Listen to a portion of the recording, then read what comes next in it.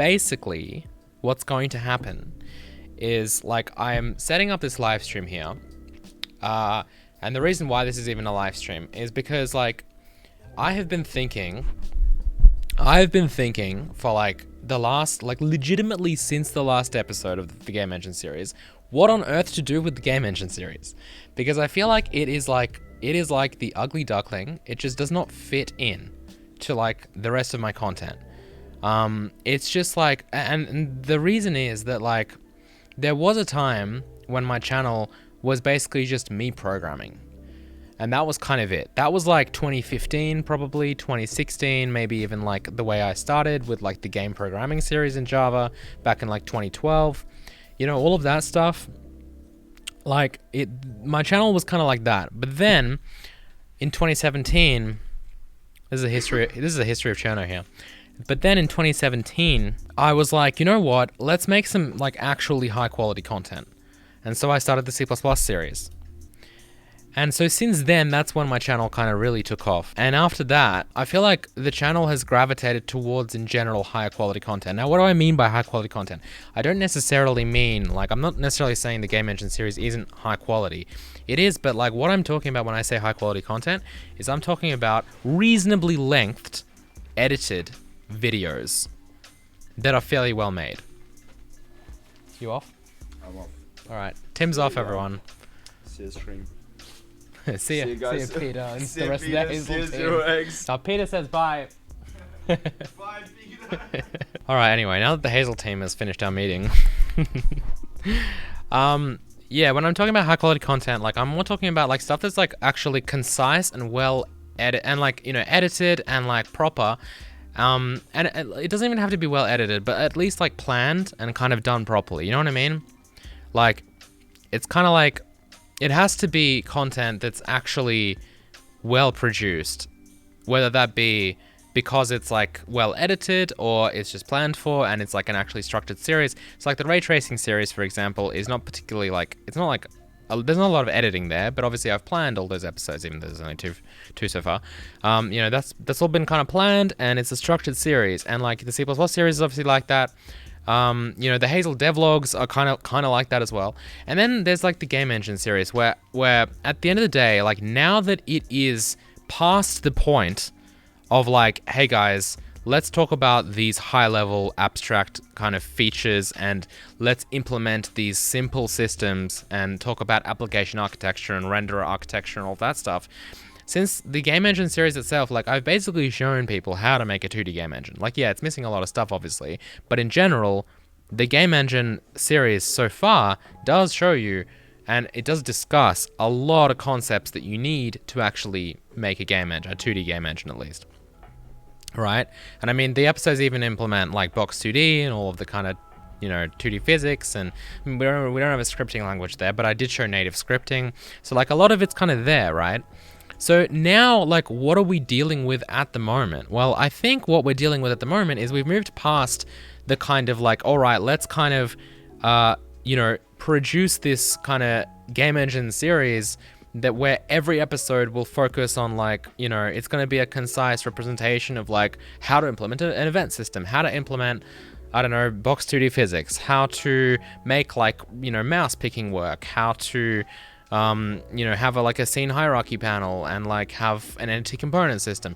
We've covered kind of all of those bases, and now really what it takes to complete the Game Engine series, if that makes sense, like what it takes to actually, you know, create Hazel 2D and make the engine is just a lot of work, right? Like, most of it at this point is just tons of work that needs to go into this.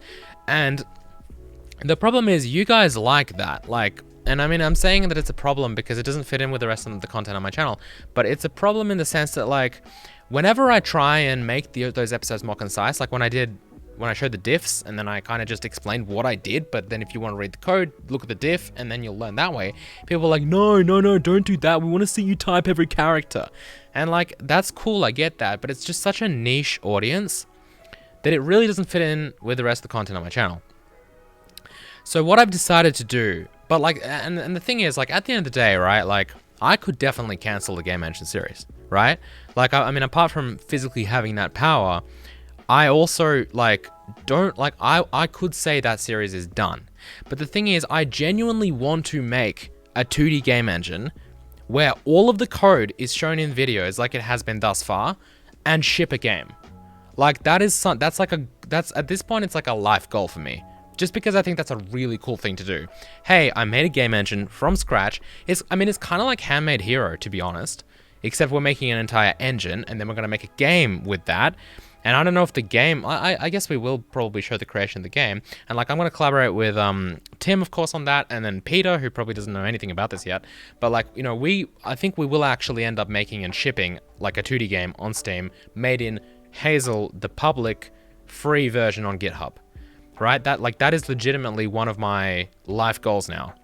I also want to make a 3D game with Hazel, the real Hazel, and then ship that as well. But we'll see what happens. So ultimately speaking, like, I still want to make this because, again, like, to me, the game engine series, and to me, Hazel 2D is not so much about building a 2D game engine or building a game engine.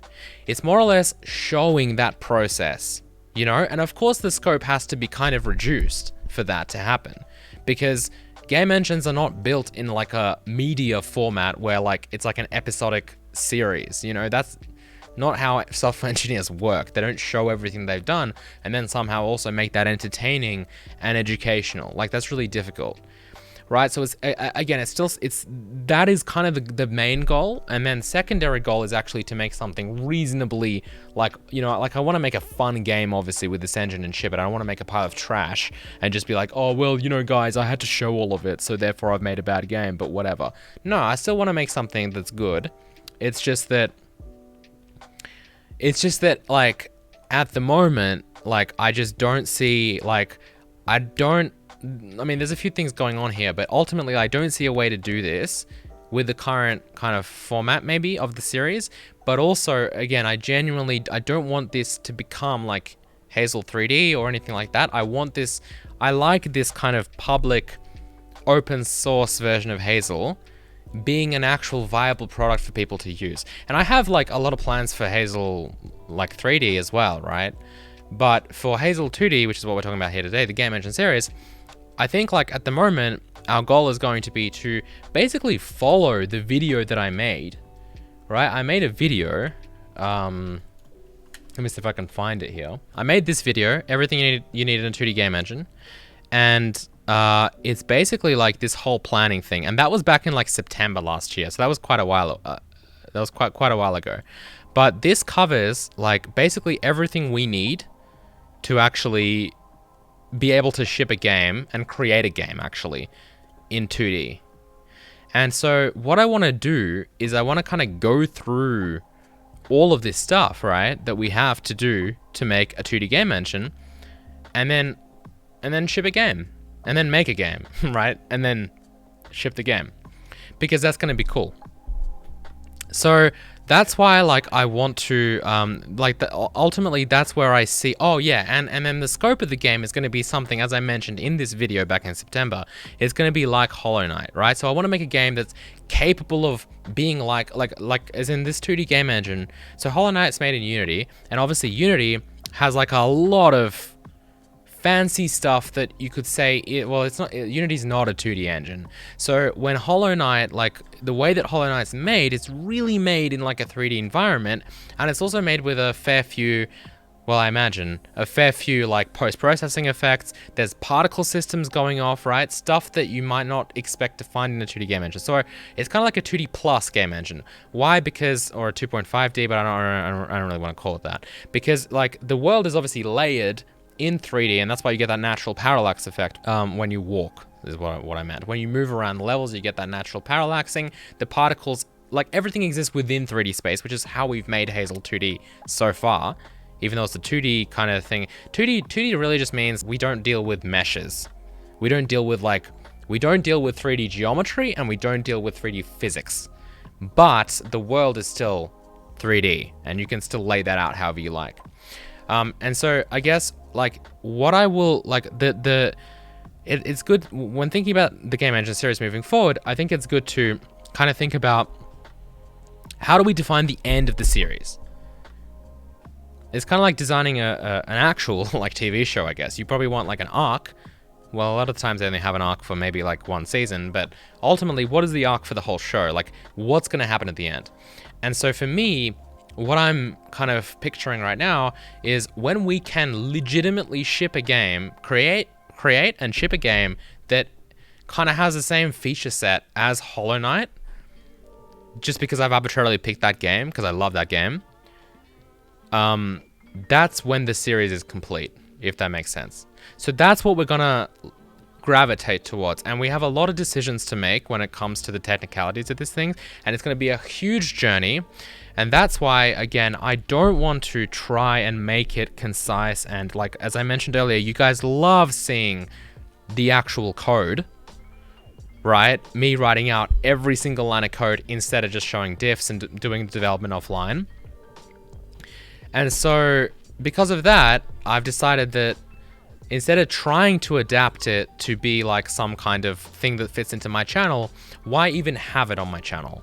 And so that's why what I'm actually going to do is I'm going to live stream myself making Hazel 2D, and then those videos, those VODs, they're going to go up. They're going to be maybe loosely, like roughly edited, right? So I might cut out, if there's a lot of time where I do nothing or just talk to chat, maybe I'll cut that out, we'll see. But ultimately, those VODs are going to go up on a separate channel, which I'm going to make. And then that way, I don't have to worry about like, oh, it's on the main channel and it's getting like no views because it's an hour and a half long and it's such a niche audience.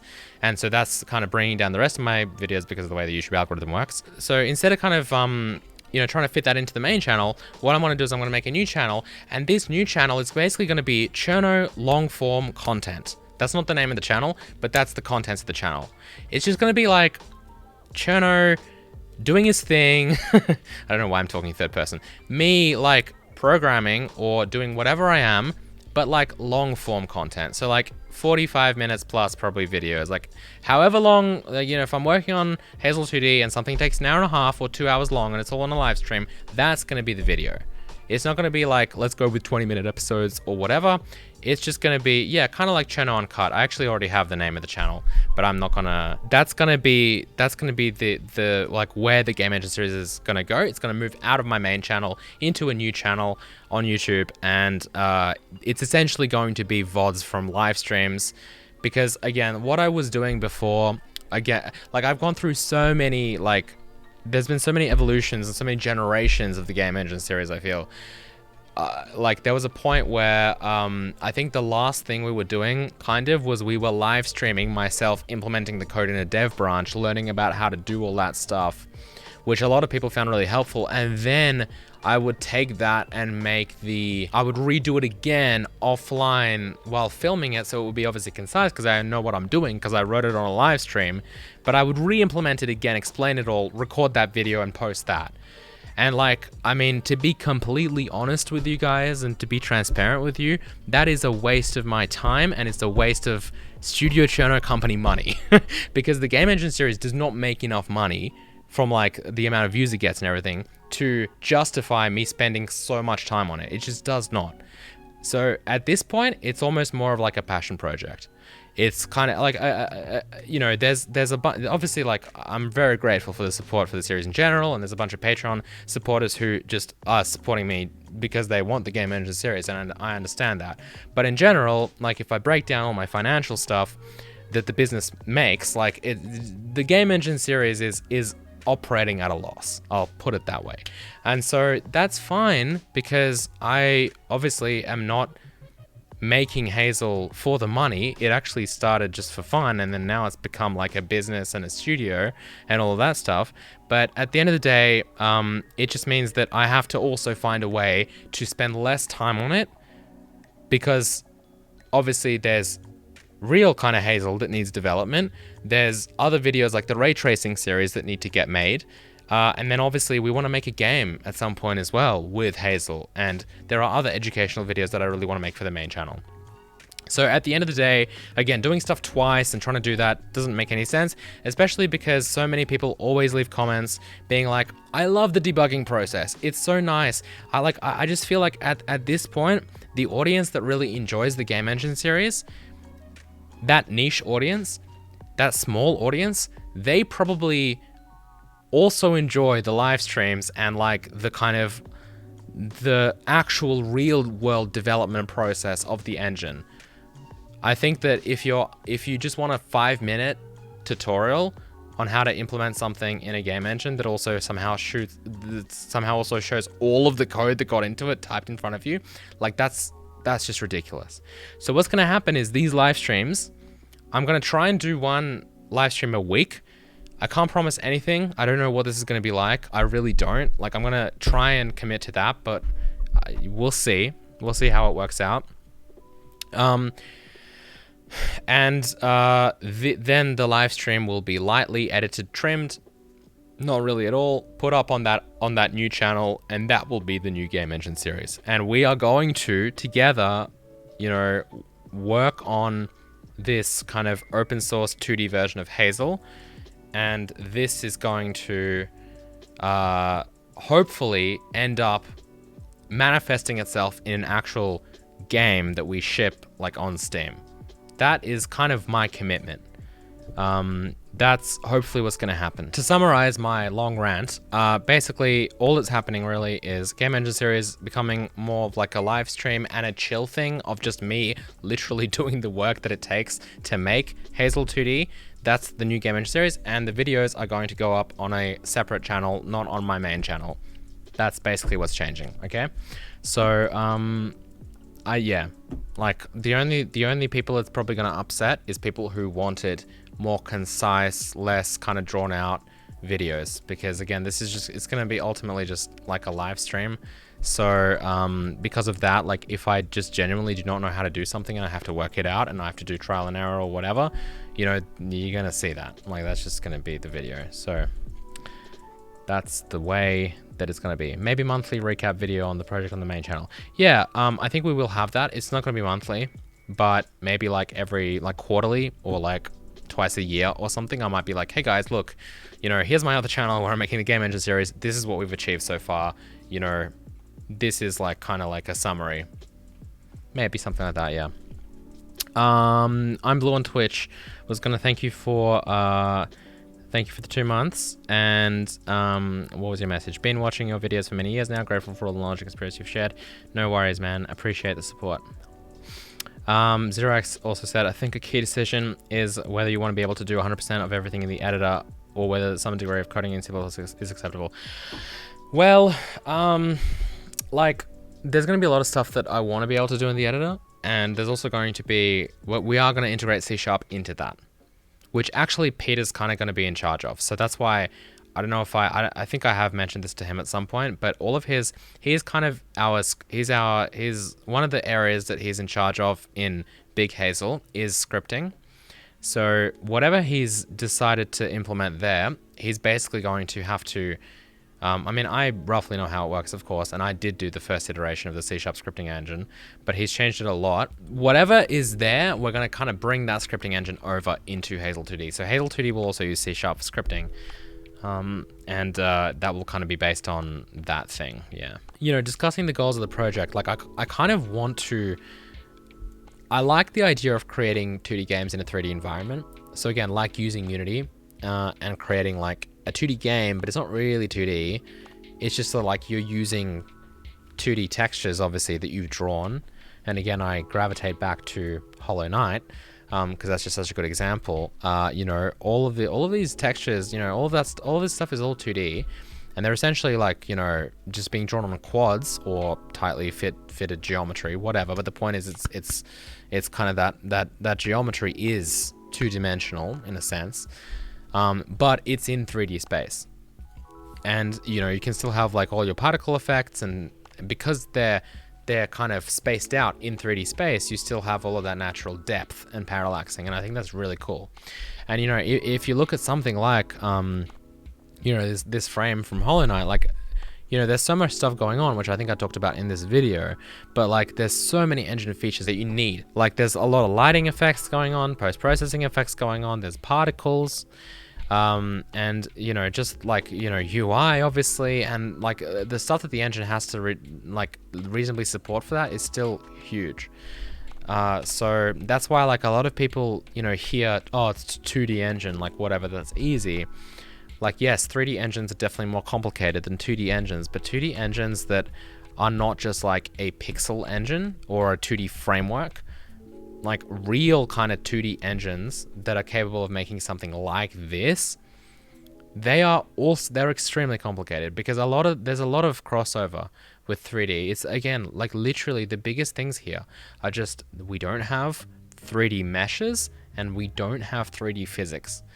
And like most of everything else, and like the 3D, even though this is rendered in 3D, of course, a lot of the shaders that are running here are very different and way less complex than they would be if this was actually like a 3D environment where you had a lot of different, you know, like physically based rendering and like, you know, real-time shadow mapping and like, you know, maybe some kind of global illumination solution.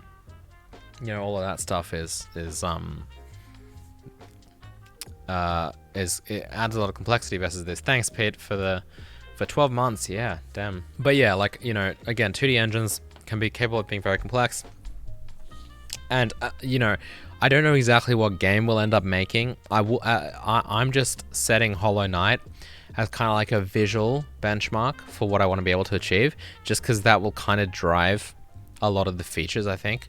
Because as far as 2D games go, I think Hollow Knight is a really good example of like a high fidelity, you know, 2D game. I mean, to the point where I know that like around the time it shipped, they had to do a lot of optimization work because it was just so slow. And partially that was, of course, Unity's fault. You know, Hazel 2D is not going to have that problem. But everything else though, you know, this is just because there's literally so much stuff going on, which is great. That's why it's a really good kind of goal to aim for. What I want to do kind of today is I want to kind of just do a recap. And this is going to become the first episode of the new Game Engine series.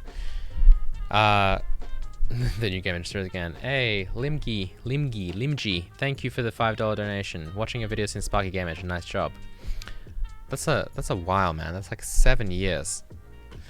Ah, Sparky. Do you guys remember Sparky? Wasn't Sparky fun? Sparky was all innocent and like, just like terrible. Don't look through my repositories. They're probably all, I don't know if I've got some garbage here. Ah yes, Sparky. Just kidding, guys. We're not going to be restarting the Game Engine series. We're going to be restarting the Sparky Engine series. The memories. Anyway, let's focus. Sparky 2D. Yeah, that's what's happening. Oh yeah, we should just call the 2D version of Hazel Sparky. And then Sparky can actually become something. That's not bad. Or we call it another nut. So maybe Hazel 2D becomes some other nut. Because at the end of the day, obviously, Hazel 3D also supports 2D as well, and we will be merging in whatever useful stuff we come from here that is 2D into Hazel 3D, right? So, I mean, I imagine so. Have you ever done a web game engine? No, not really. Like, not using any web tech, but Sparky did actually compile using mscripten into JavaScript. So, I did make a game for Ludum Dare. I don't know which Ludum Dare it was, I don't remember, but it was probably like in 2016 or something. Maybe it was 2015. I don't remember. Anyway, I made a game in a game jam using Sparky that I then compiled to JavaScript and people played it inside a web browser. So in other words, I guess, yeah, kinda.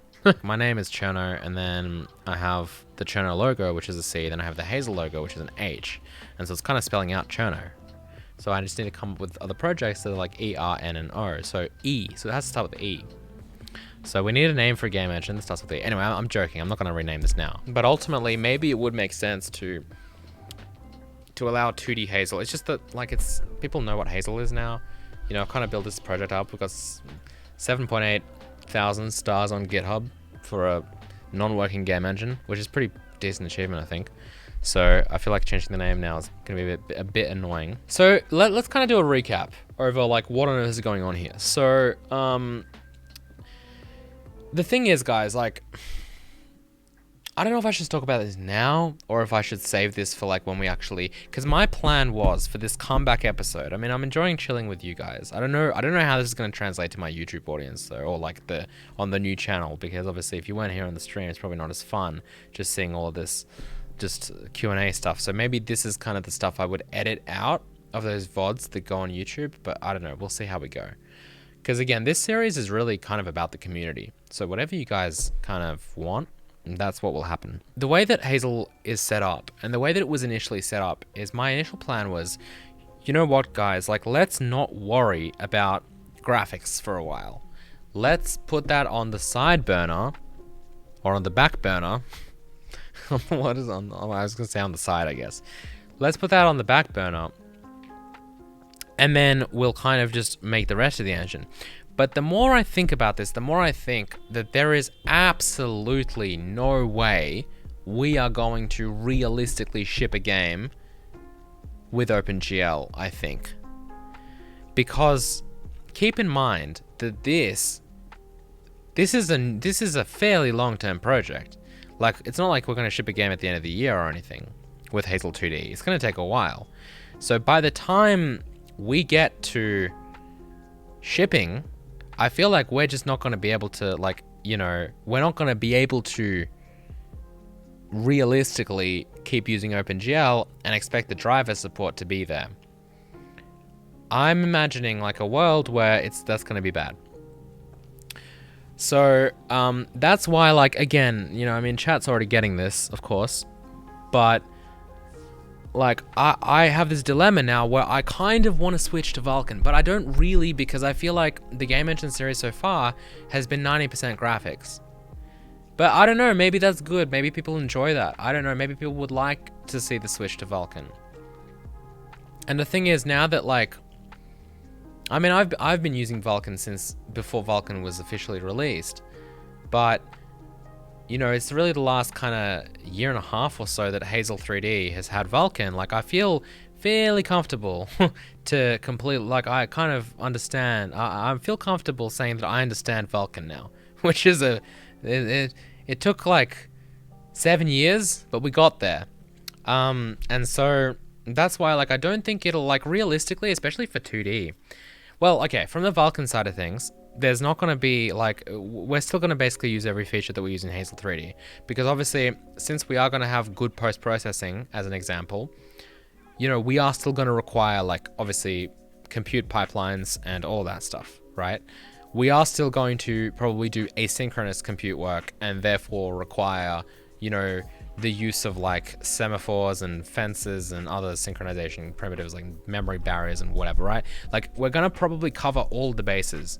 So therefore, it is in fact going to be more complex. I can't say that the only thing that's going to be simpler realistically with Vulkan is probably going to, like, sorry, with 2D compared to 3D, is probably like the shaders. And that doesn't matter because we're going to have to write the exact same shaders for OpenGL anyway. So that's why, like, I don't know what to do here because it is going to set us back significantly. But maybe it's one of those things where it's like, well, as we develop the engine, you know, like, what are we going to do? We're going to get to post-processing and start implementing OpenGL compute shaders, and, like, more so the OpenGL API side of compute shaders, you know? Like, really? And then what, throw that away? So I don't know. I don't know. What do you guys think? Let's read the chat. Metal. Yeah, metal would be good. Well, see, the thing is, Vulkan, I don't know what Molten VK supports, if it's Vulkan 1.1 or 1.2. I don't know, but we can kind of get partial support. 1.1, Peter's saying. We can kind of get partial support on Molten VK. Really? 1.2? Well, then what are we... Then that's fine. 1.2 is... Implodi's saying 1.1. Alright, whatever, you guys. I don't care. Anyway, point is, we can kind of probably avoid metal a little bit. Not that metal's bad, but just because it's an extra API to implement. Although, I don't know, because, you know, part of the reason we set up the renderer the way we did in Hazel 2D was so that we could, in fact, have multiple graphics APIs. So... But anyway, we'll see. Maybe that would be a good demonstration. DirectX we're probably not going to go for, just because we don't really have a great reason to, and we don't really have the resources, the development resources to do that, and Vulkan's definitely going to be fine. So whilst personally my first choice will be to use DirectX on Windows, I don't think we're going to do that unless like we actually ship a successful game and we decide let's port it to Xbox, and then suddenly DirectX 12, here we come. And then obviously Linux, Vulkan. So, oh, and guys, actually, that's a really important point. Foreman just said that the struggle with implementing IMGUI with custom Vulkan render is unreal, so I say yes. That reminded me of something else where the reality is, you know, Hazel 2D is going to be multi-threaded. So we're obviously going to have we're going to have a render thread, a persistent render thread, and a persistent kind of main update thread, or like just a main app thread. And so the problem with OpenGL with that is that like when I was playing around with this stuff and when I was making IMGUI multi-threaded, which is a little bit of a task because it's really not set up for multi-threading. But anyway, when I was making IMGUI multi-threaded in like various sandbox projects of mine, it was like I could not for the life of me manage to get multiple viewports, meaning like IMGUI calls them viewports, being able to drag out windows and create new GLFW windows on the fly with OpenGL contexts across 2 threads. Like that did not work. Like I literally could not get it to work. I mean, I didn't try for like longer than a few days, but it was like very, very difficult. With Vulkan, it's a piece of cake. Because with Vulkan, you don't really have to worry about contexts and like swapping buffers. You know, you write your own swap chain and that handles everything, and you can just kind of do that on the render thread while still creating windows on the main thread. Because there's no context, you don't have to worry about threads, like, because OpenGL has this kind of like affinity to a single thread. So like, the thing is, what I have is, and I can show you this, but where was that, man? Where was my beautiful multi-threaded IMGUI? It'd be funny if I just lost it. I have done that before. I don't know if I've told you guys a story of how I worked on a feature at EA for an entire month. Like, we're talking like, I think a little bit, like more than 30 days. And then I literally arrived to work on Monday morning and could not find like the folder. It's just gone. And then I don't know how I didn't get like fired, or actually, well, not fired, but like, I don't know if I may have been still an intern at that point, so maybe that's why. But like, legitimately spent a month working on something and then just like couldn't find it. Like I don't know if I thought I deleted it or something. I literally just could not find it on my computer. It was gone. And so I was like, yeah, sorry about that. I don't know. Like, literally, I remember my boss, like, comes to my desk and he's like, so, you know, you said on Friday that you were basically done with this feature. So, like, are we ready to merge that in? Because, like, the Need for Speed team or whatever really are looking forward to this. And I was like, yeah, I'm actually looking for it, like, right now. And I can't find it. And so, well, yeah, I ended up doing it again. I ended up doing the whole thing again. And it took me, like, a week instead of a month. And it was way better than what I did the first time. Like, it just performed better, and it was kind of complicated. Like, I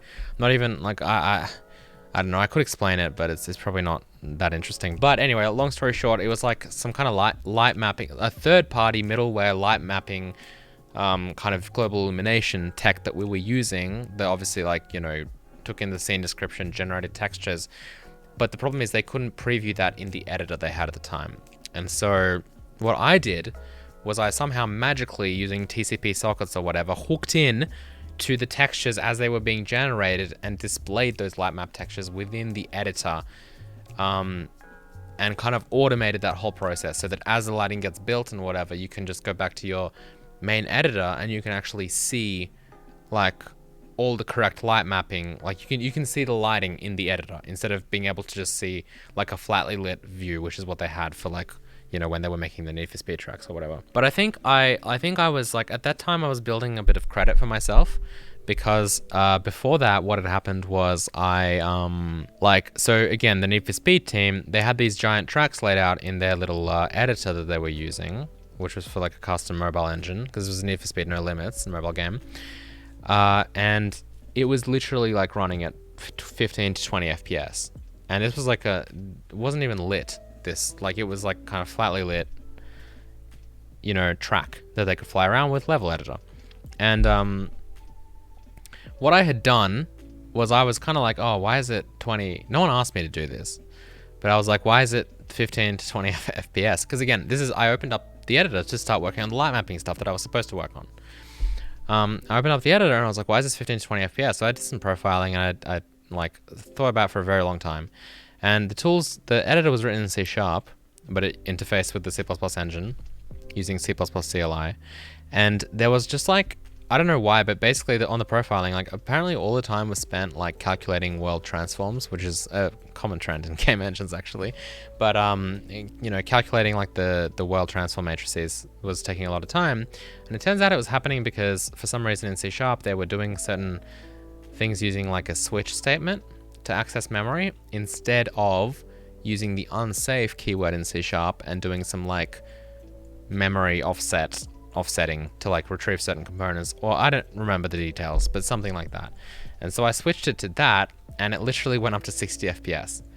And then I was like, this is amazing. And I showed everyone and then I pushed it and then the team was like, what the heck happened? And I think that's where the term butter Cherno came from, because obviously it became smooth like butter. Whereas before that, the whole team was struggling with 15 FPS level editor because of some kind of recalculating world transforms or whatever taking forever. So after that, I had earned myself a little bit of credit, because people were like, it was funny, people around the office, because Need for Speed, they worked, I think they were a floor above us, the team, and so every now and then we'd go upstairs to get to steal some of their milk for coffee, because we had coffee machines on each floor, but we'd run out of milk for some reason. So we'd quickly go upstairs, yoink some milk bottles, and then go down, and people would be like, hang on, are you him? Are you the Cherno? Are you the person who made our editor smooth? So yeah. So I think because of that, they were like, all right, fine. He deleted a month's worth of work, but I bet it was good work. So we'll give him another chance. But yeah, that was fun. All right. So, sure. Okay. So actually, I didn't let me just scroll up a little bit. So I didn't really address the Vulkan talk, did I? Would be really interesting to follow how to port a project from OpenGL to Vulkan. Yeah. Now that we've got OpenGL kind of working, maybe it's worth actually rendering something with textures first, and just showing something decent, and then I can, because it would be, I think, very interesting to show, going from OpenGL to Vulkan, for example. OpenGL has better performance. No, definitely not. I mean, it depends. It depends, obviously. Okay, so OpenGL having better performance, we can discuss that a little bit, but ultimately, it's kind of like saying C++, it's kind of like saying C# has better performance than C++, or Java has better performance than C++. Like, it depends how you use it, because with great power comes great responsibility. The thing with OpenGL is that because it is so abstract, whatever you throw at it, the driver can then be like, yo man, I kind of see what you're doing from this abstract description, so let me just kind of rearrange stuff, and I've got your back. I'm gonna make this fast. But with Vulkan, a lot of that responsibility, stuff that would have been done in the driver, that could have been optimized over generations, and even for specific games behind their backs, that stuff kind of falls on you a lot more. And so, just like with C++, C++ is capable of being extremely fast. But if you write bad C++ code, then your just-in-time or ahead-of-time compilation magic can't save you, because the code becomes machine code and your bad performing code is going to remain bad performing. So yes, like I guess the correct answer would be OpenGL. If you OpenGL out of the box maybe can be faster because you're doing less of the work and the driver is saving you. But with Vulkan, if you write the Vulkan code correctly and if you know what you're doing, Vulkan can be way faster than OpenGL because you have much more lower level control over the way that your pipeline flows, the way that resources are accessed and barriered and like synchronized, and you additionally have the ability to multi-thread the CPU side of your Vulkan kind of code, right? So you can, like, for example, build up command buffers on different threads. And in fact, you don't even have to rebuild command buffers if you don't want to for stuff that doesn't change. There's a lot of stuff you can do. So that's kind of the answer to is OpenGL faster than Vulkan? Like, potentially, yes. But for us, hopefully not. So yeah, so in terms of what we're actually targeting and like how that's gonna work, ultimately we are we're gonna begin with just the desktop platforms. So I would like when it comes time to actually ship the game, I would like to ship on Windows, Mac, and Linux simultaneously, probably. Now I also like don't really have like a lot of opinions about Mac and Linux because in general, again, our goal is kind of to ship a game on Steam, and I've discussed this before, but the problem with shipping a game on Steam is that if we look at the Steam hardware survey, then as you can see with the OS version, Windows is sitting at 96% of the market, 96.68, almost 97% of the market, whereas OS 10, so Mac is sitting on 2.2% and Linux is on 1.12%. So for this collective, like less than 3.5%, do we put in so much effort porting to those platforms? Like overall, yes, because this is a game engine series and I think it's useful educational content. But if I'm a producer looking at these stats, then you would be an absolute idiot, to be honest, to just not prioritize Windows, because that's unreal. Like, that is extreme. And I know this is just Steam, and like a lot of people play games outside of Steam, obviously, and especially like the Linux community probably likes itch.io more and stuff. But you know, what would you do? So, but again, I do still want to support Mac and Linux because that's just an interesting development challenge, right? But that will happen at the end. That will happen when we're clear on what we're doing, because there's no point trying to support all three platforms out of the box and writing like specific code to support that stuff if you don't really know what you're going to need in the end. And I don't want to go back and, you know, we will prioritize Windows first. And then when we're happy with that, we'll kind of go back to porting to other platforms. Yeah, so anyway, with the Vulkan situation, yeah, I don't know. We'll see. We might end up doing like some kind of poll on YouTube or something just to see what people want. But again, at the moment I am leaning towards just ripping the band-aid off, cutting out OpenGL support, and switching to Vulkan while our code base is still manageable and small. Because switching Hazel 3D to Vulkan when it was already a 3D game engine with a lot of features, that was a much harder process. But also was my first time, I guess, porting an engine from like an actual kind of decently sized engine from OpenGL to Vulkan. So can't you do both? Just like the old days of Hazel. Well, okay. So another question time here. What's it like to support OpenGL and Vulkan in the same engine? And the answer is, it is horrible. Why? Because they are so different that, like, unfortunately, it's not even a matter of APIs anymore. It's a matter of engine design. OpenGL and Vulkan are so different to the point where, like, the way that you would structure an engine, the way that you would structure an application that uses Vulkan compared to OpenGL is different. So you basically, like, if you want to actually take advantage of Vulkan, you literally write basically two engines, because it goes deep into the architecture. It's not just like, oh yeah, you know, this becomes that, and, you know, I'll rewrite my texture class and I will have like a Vulkan renderer and an OpenGL renderer and I'm done. No, the way that you do stuff changes, like, entirely. And again, I'm not saying it's not possible. I'm just saying that if you actually are supporting both APIs, you better have a good reason to. And there is no reason to. There's not only is there like not a good reason to, there is no reason to. Because like, why would you support OpenGL if you support Vulkan and you're shipping on desktop platforms? Like, there is no answer to that. Vulkan is evolution of OpenGL. Well, it's made by Kronos, which are like the same people behind OpenGL, but it's not really like an evolution of OpenGL. It's completely different. So it's kind of like a successor, but it's not really. I guess it is. I guess you'd still call it a successor because it's kind of like DirectX 11 versus DirectX 12. Because like 12 is clearly like the sequel to 11, but 11 is kind of like OpenGL, but good, and 12 is like Vulkan. That's why I prefer writing stuff in Vulkan way even with OpenGL, because OpenGL has some really weird API designs.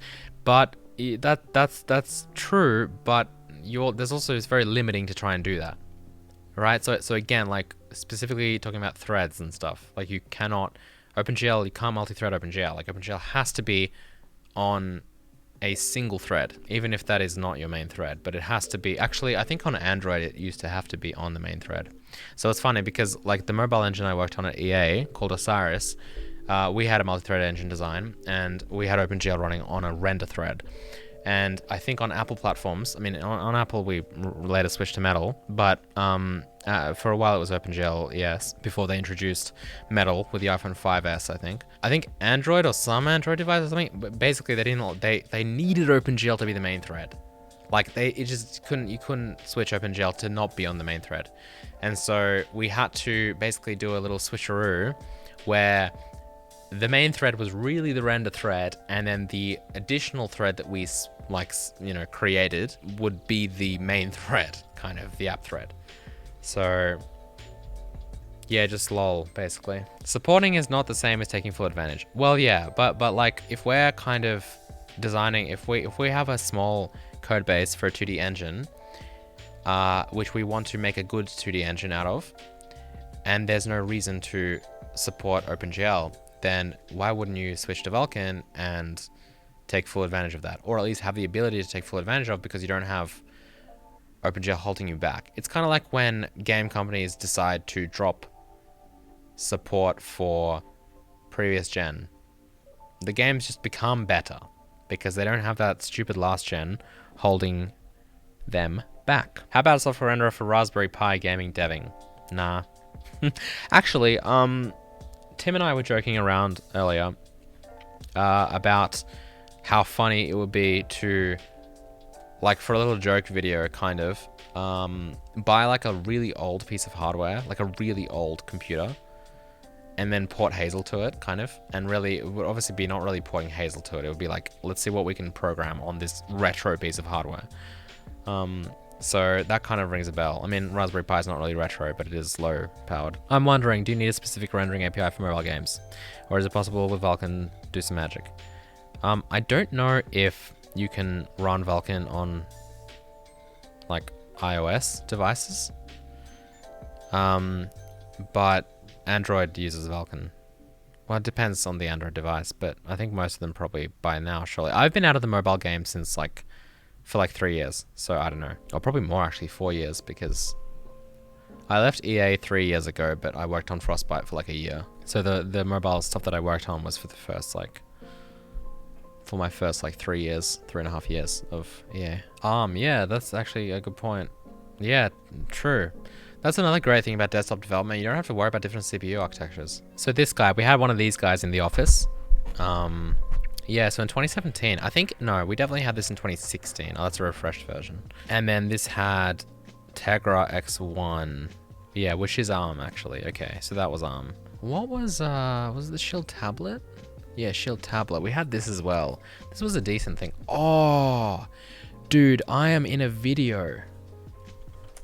I'm in a video with this thing. Okay, guys, you ready? I don't know if I'll find this. Oh, yes, I found it. Okay, guys. You ready? So this is a video on NVIDIA's channel, and they did this at our studio, at the EA studio that I worked at. Cause as I was explaining to you guys, that's me. This is me. You recognize that beautiful body anyway. But anyway, yeah. So this is oh, that's my Fitbit, man. I had a Fitbit. 2016. See, I told you, February 2016 this came out. But anyway, so yeah, so we ported our engine to this as well. Well, actually, no, this didn't require porting probably because it was this was just an Android thing running ARM probably. What was it? Yeah, Tegra K1. That's ARM, I think. But don't worry, you do get to see my face. But I think, yeah, here I am. There we go. That's Cherno. Oh man, look, like, bro, as if I didn't wash my hair. Like, look at that disgusting hair. I don't think I knew this would happen. But yeah, that's me. That's fun. And then this was the cool little office that we had back then before we moved into a bigger one. This is like my team. This is like the engine team. This guy worked on The Matrix, the second Matrix movie, I think, doing software engineering for visual effects. So it was a really good team, to be honest. Look at that! Look at that three-way merge. That's yeah. Anyway, so that was random, but there were definitely some x86, I think, mobile devices that we also shipped on. Story time with Cherno.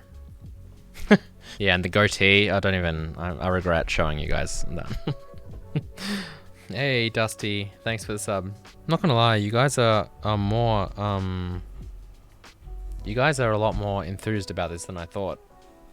This game engine series, I mean. Anyway, so what is this, Monday? Yeah, so we could probably make this like a weekly thing, I think. Around this time, maybe a bit earlier, on this channel, on this Twitch channel, we'll do the game engine series. Do you have plans to make tutorials on the 3D rendering side of making a game engine?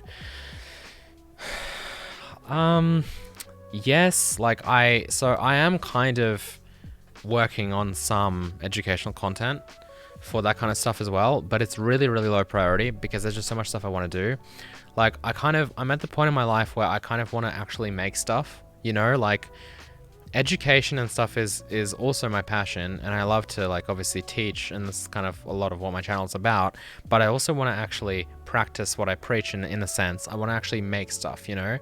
I feel like if I dedicated my life to just teaching people how to make game engines and how to make 3D stuff, and meanwhile I haven't shipped a single game with my game engine, that's not satisfying to me, right? Like I don't want to be like a career academic, right? Like I feel like I'm very much in the industry, and I want to kind of make stuff, and I want to make games, and I want to ship them, and I want to have people play them, and blah, blah, blah, right? So because of that, like it's always going to be a balance. And so at the moment it's like, well, I could make 3D stuff, 3D stuff, right? But like 3D educational stuff, but I would rather first make like a 3D engine, maybe ship a 3D title, and then be like, hey guys, my name's Cherno. I look at this is what I made, this is what I shipped. I have this experience now, and I made this engine, right? And so now I can teach you what I've done. That I think is just a better approach than trying to stumble my way through these things, because there's still a bunch of stuff obviously that I haven't really implemented in that engine, and so therefore I'm like, I don't know how I would do it yet because I haven't done it yet. So until I actually sit down and start doing the work and then realize, oh, actually maybe I should do it this way, and learn stuff along the way, after that I'll be in a much better space to kind of provide actually good educational content. If we kind of go back a little bit, I'll probably end this stream with this. I mean, we're not quite ending the stream yet, but what I wanted to talk about today originally, yeah, so we keep coming back to this, but again, I did mention I'll probably put up a poll or think about like what we're going to do with Vulkan, whether or not we should switch the engine to being Vulkan immediately or not. But basically, so the real branch that we're on is physics. So this is the public GitHub. So it's just github.com/thecherno/hazel. This is the public kind of Hazel2D GitHub. So there are several branches here. Now there is master, which you can see, I think the last commit to master was 9 months ago, which is a while. Physics is a little bit better, a little bit more recent, so 6 months ago. So this is really when the last episode was. We added physics cloud visualization just because we were working on 2D physics using Box2D in Hazel, right? So this is kind of like our starting point, but it's been a while, and so I kind of want to take a look at what's happened. Now, yeah, there's been no commits since I committed here, and I don't think Lovely Santa has merged really anything into Master since September, which is good, because I don't want him to do anything. I might have to tell him later, because we have 65 pull requests, we have 54 issues. A lot of these are going to be absolutely irrelevant, I think. My point is we have to go through all of this stuff. We have to go through all of this stuff and like see what's up. And again, a lot of this stuff is probably obsolete because, you know, as we start working on this again, it's going to breathe new life into this, and it's going to be obviously like a different ball game. A lot of this stuff might not need to happen. Restructure, readme. People who like. Okay, this is actually probably a decent change. But I was gonna say people who like just subtly change stuff in readmes are so annoying, but this seems like an actually decent one. So this is what I mean. Like I kind of want to go through this stuff, and maybe that'll be interesting because again, it's a community project, right? So because of that, like you know, I'm assuming that you people would like me to go through your pull requests. And like talk about them probably, and maybe merge some of them in, and maybe reject some of them and put them in the garbage because they are garbage. But I think that'll be a fun time. So I'll probably do that next week. But today, what I wanted to do, I never did find that I'm GUI multi-threaded thing. I'll have a look for it a bit later as well, again. But what I wanted to do was download this, which I've already done actually. So this was the last thing we did, obviously. Did I change anything? No, I didn't. What I want to do is I want to just, first of all, see if this builds and just see where we're at. Like literally, I haven't opened this project in so long. So this is kind of new as well, because I haven't like, I might just copy the setup scripts from Hazel 3D because they are a little bit nicer, I think. I spent a while making them kind of nice. I'll show you what they look like. So these are the setup scripts from Real Hazel. Look very similar, but I think they just have some like colors and they do kind of the right thing, and then they have some information about, you know, well, because you need symlinks to build distribution, and then also ask you what version you want and stuff. So, and they have better error handling, I think, probably as well. So this is a bit more bland. So maybe we will do that. Vulkan. So okay. So see, this is what I'm talking about. Stuff like Vulkan SDK. So the Vulkan SDK version we have is 1.3. It's saying that we need 1.2. We don't really need 1.2. Of course, it will build with 1.3 and stuff, and we should probably upgrade the engine to 1.3. Now, not to require 1.3, of course, because that will like, you know, drop support for a lot of GPUs that don't support it, and also require people to be on the latest drivers. But you know, we can have that SDK installed, and we probably should, instead of, you know, having this one. So for example, that's also something that we probably should upgrade to. We should be on the latest Vulkan SDK. And then also it's building pre-make 2019. So I think it's safe to upgrade to 2022. We could probably ask again if we do want 2022 or not. So where would that even happen? Well, actually, okay, so this I think just runs pre-make. Running pre-make. What does it do? Oh, it actually calls WinGen projects, which does that. So we can probably just switch to that. No such action. Okay, so this is the wrong one. See, that's the other problem. I think what this does is it actually downloads pre-make itself, which is a bit different, I think, to what we do in Hazel 3D. So let's see. Set up pre-make, I guess. Yeah, so see, this downloads like some kind of specific pre-make version, which I don't know if that's the correct one. Let's just go to this page. Yeah, so beta 1 is probably what we want. So what is that? It's just V5 beta 1. I'll just try and match that. No.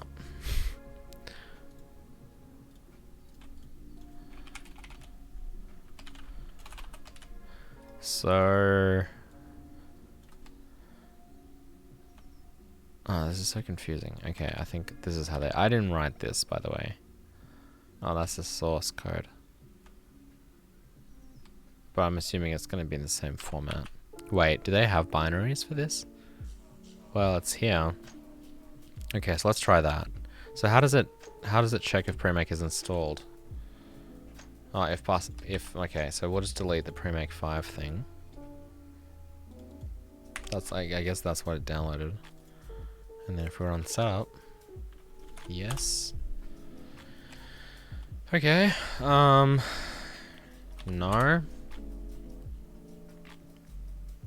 Alright, sweet. So this should now be Visual Studio 2022. Did you see that guy who tagged 400,000 people on PR on GitHub yesterday? Yeah, I did, because I got those emails. Because I guess I'm in the Epic Games organization as well. I was part of the 400,000. So yes, I was like, why are there so many GitHub emails and stuff? But yeah. What are we doing here? So yeah, so this is it. This is Hazel 2D. Let's do a little Control-Shift-B. See what happens. We should probably deprecate Visual Studio 2019. Supporting Hazel Dev. That way we don't ship to Premake exes. Yeah, probably. Should I consider switching to 2022 from 2019? Yep, you definitely should. Alright, so what's wrong with this? Let me fix this font first. Alright, ugh, it's this stuff. I really don't like the way that this happens here. Oh, no. This is because this version of Vulkan SDK doesn't include the shared debug libraries. So, okay, so this is the other thing that's kind of new, right? Vulkan SDK, I think starting from 1.3, so do I have 1.2? I do actually have that one. Why was it complaining? Oh, because my environment variable was set differently. So you can see in lib and stuff, basically there's no debug libraries included here. However, the latest versions of the Vulkan SDK actually optionally allow you to install debug libraries here. So what we used to do was we used to download. Okay, this is actually probably worth explaining for people who don't remember, is like why on earth are we using Vulkan here if it is an OpenGL engine? Because actually that's the other thing I should have mentioned when we were talking about Vulkan. We started kind of switching towards using SPIR-V for our shaders, which means that we had to have the Vulkan SDK kind of integrated. So we actually already have that shader pipeline set up for Vulkan, and we have the Vulkan SDK. So this would be an even easier switch, because we don't have to talk about how to, in general, get Vulkan into Hazel, because Hazel 2D already uses Vulkan. It's just that it doesn't really link with Vulkan itself, I think, just with the shader libraries. But anyway, because this stuff is here, yeah, we probably have to reformat this stuff. Interestingly, this is what, if you go to docs.hazelengine.com, the documentation, I think getting started... No, this is for Hazel 3D, but it actually says that Hazel requires Vulkan SDK blah blah to be installed, and Vulkan SDK environment variables as the installation path, and that the Vulkan SDK installer now offers a download, install, shader, debug libraries. You must install these libraries if you would like to build Hazel in the debug configuration. So yeah, this is true. This is only for debug. To do so, simply check the optional debuggable. Yeah, so when you install Vulkan, you can now be like, I want the debuggable shader libraries, which is good. Because what that means is that these setup scripts definitely don't need to try and download the debug libraries like they used to. Because that's what used to happen. And I think they probably still do that. Like if we go to setup, and actually this is probably going to be in the Vulkan requirements. So that's over here. Vulkan, setup Vulkan.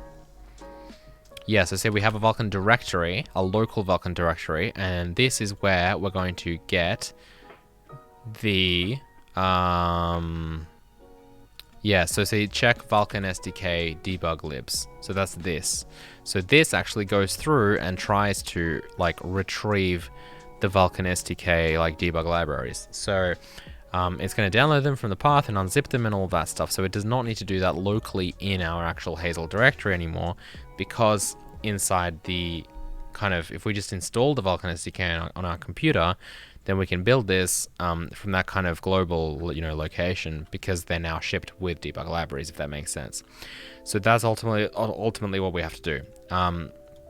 Let's set this to release though, because I have a feeling it'll probably build and release, right? Because it doesn't need the debug libs. And it should probably find the original, like it should find the Vulkan SDK stuff in general.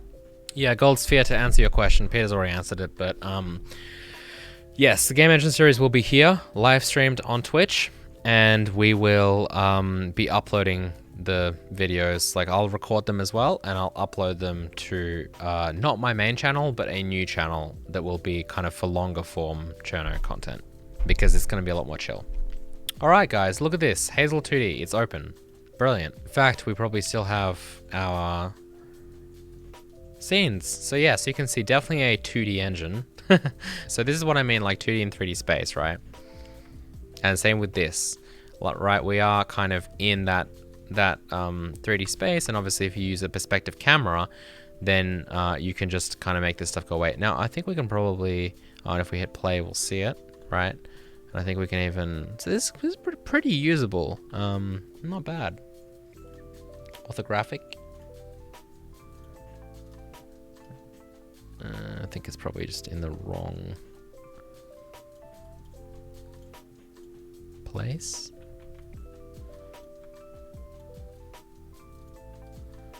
I want to say that orthographic camera works, but it's kind of hard to. Where am I? 0, 0, 0. No, can't see anything. Oh, that's not the primary camera. Oh, this one is. Yeah, there we go. So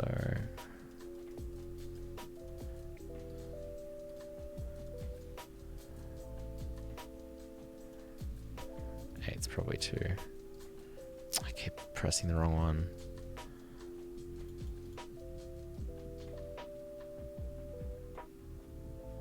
I don't know why it's like upside down.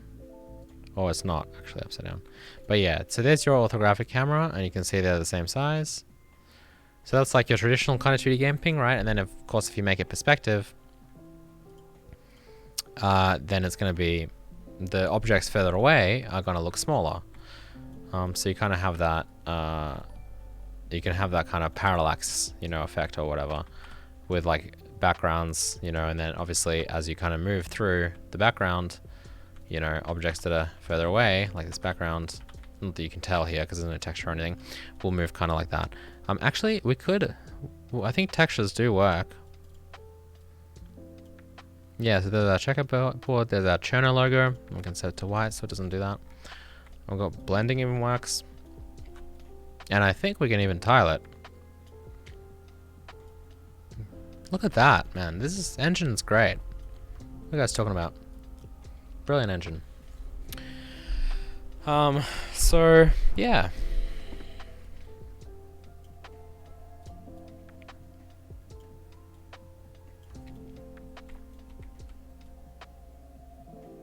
Oof, we need nearest filtering on that. So yeah, that's kind of like that's where we're at with Hazel 2D. So I want to end the stream like around now, guys. Just because my wife wants me to come home. You know how it is. just to be completely real with you guys. That's why. But basically, we're going to. I'm gonna try and stream around this time every single Monday. So it's Monday night for me now. But every single like week on Mondays, we're gonna do these streams. And these are going to be the game engine streams, and we're going to continue working on this game engine.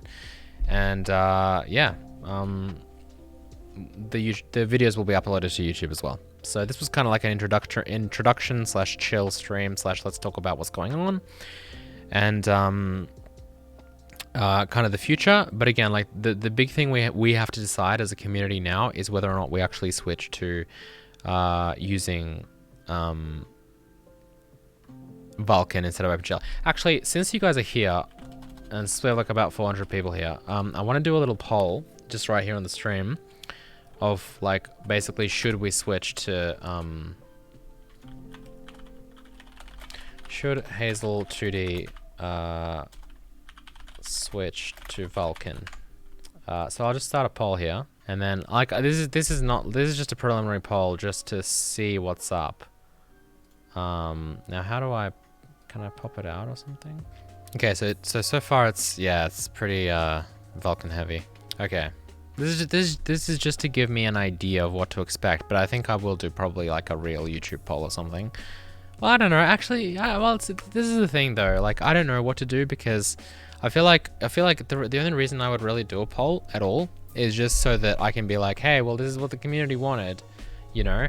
But in reality, if I'm, you know, the technical director of this project and I'm making the decision, then obviously it makes sense to switch to Vulkan because we're gonna have to eventually anyway. And it obviously makes the most sense to do that now, like to do that when it's still kind of, and obviously like, you know, I'll try and make this as easy of a transition as possible. Isn't Vulkan overkill for 2D? Well, we talked about this earlier, and no, because the 2D engine we're going for is a very high quality one. So like we'll still require a lot of like, you know, computational stuff, you know, like asynchronous compute post-processing and various other things that we can obviously also do in OpenGL, but in general, like we want to, like there's a lot of stuff where we could actually take advantage of. And you know, we're gonna have like particle systems and all that stuff. Okay, so that's kind of the result. From this poll, 85% yes. So yeah, I mean obviously, like again, as I mentioned, possibly not like a real poll, but just to give me an idea of what you guys are thinking. So yeah. Anyway, that's it. So next week, same time, see you guys back here, and we're gonna go over. I will work with whatever gets you working on fun stuff. Well, I don't know. I think it'll be fun either way because there's a lot of interesting stuff to cover, and then obviously we're gonna hopefully wind up with making an actual game. So that should be pretty. Oh, actually, I didn't really finish showing off all the features that we have. I forgot that obviously aside from just having this, oh, that renders in. Oh yeah, we don't properly support transparency. I think that's why this happens to render in a different order, and that kind of breaks it. But let's like this, you know. We can kind of position this stuff around. We can actually add a box collider. So we have physics working, right? So we can add like a little box collider or something to this. And then we can duplicate it with Control D. We can add a collider to this. I'm just showing the colliders here. And I think if we add a rigid body to this, make it dynamic. And I think we have to add, yeah, rigid bodies, fixed rigid bodies here, or static rigid bodies here, and then this one can be a dynamic rigid body, and hit play, then you can see that it works, right? Actually, maybe this could have benefited from a circle collider instead. Yeah, that looks kind of nice, and I think we can like control this stuff, yeah.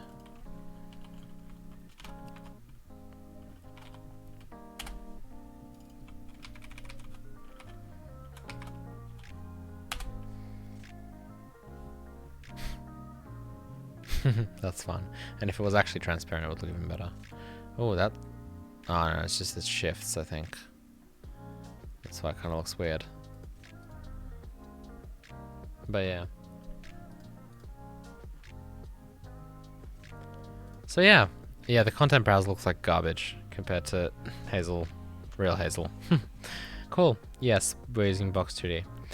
Alright, anyway. That's it. So that's the plan going forward. Hope you all are excited for the resuming of the Game Engine series. And yeah, as I mentioned, around this time every week, live streams, and then videos will be posted to YouTube as well. And hopefully we'll make a nice little 2D engine that we can use to make a 2D game that we can ship. So yeah, thank you guys for watching. Hope you enjoyed the stream, and I will see you next time. Goodbye.